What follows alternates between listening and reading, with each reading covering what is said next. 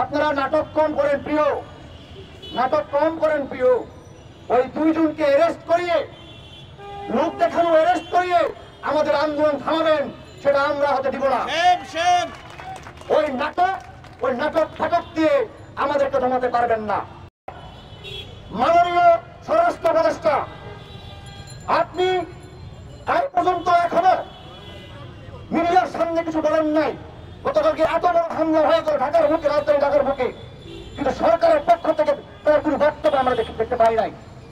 আজকের এই সমাবেশ থেকে আমরা এই অন্তর্বর্তী চাই, এবং সেই সাথে ওই এনসিটিভির যে চেয়ারম্যান, যে কাণ্ডজ্ঞানহীন চেয়ারম্যান, তারও আজকে পদত্যাগ চাই। সেই সাথে যে গ্রাফিটি ছিল পাঠ্যপুস্তকে, সেই গাছের যে সম্প্রীতির যে গ্রাফিটি ছিল, সেই গ্রাফিটিকে আবার পূর্ণ বহাল দেখতে চাই। এবং আজকের সমাবেশ থেকে এই বাংলাদেশে 54টির অধিক যে জাতিগোষ্ঠী রয়েছে, আমরা 54টির অধিক জাতিগোষ্ঠী আমরা নিজেদেরকে আদিবাসী, সুতরাং আমরা যদি স্বাচ্ছন্দ্য বোধ মনে করি, সে নামে আমাদেরকে পরিস্থিতি করতে হবে।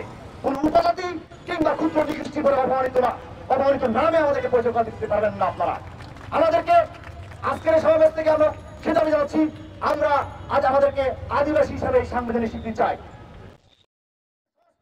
হয়েছে সেই সংবিধান সংস্কার কমিশনে আদিবাসীদের কাউকে রাখা হয় নাই, তার মানে সেখানে অবসম্ভ করা হয়েছে। আমাদেরকে এই সংবিধান থেকে আবারও বঞ্চিত করার জন্য চেষ্টা করা হয়েছে। সুতরাং আমরা আজকে সমাবেশ থেকে সেটা তীব্র নিন্দা এবং প্রতিবাদ জানাচ্ছি। আমরা অবিলম্বে এই অন্তর্বর্তী সরকারকে বলতে চাই, আপনারা যদি যারা প্রকৃত দোষী তাদেরকে গ্রেপ্তার না করেন, যারা এটা ইন্ধনদাতা, আপনারা নাটক কম করেন প্রিয়, নাটক কম করেন প্রিয়। ওই দুইজনকে অ্যারেস্ট করিয়ে, লোক দেখানো অ্যারেস্ট করিয়ে আমাদের আন্দোলন থামাবেন, সেটা আমরা হতে দিব না। ওই নাটক ফাটক দিয়ে আমাদেরকে থামাতে পারবেন না।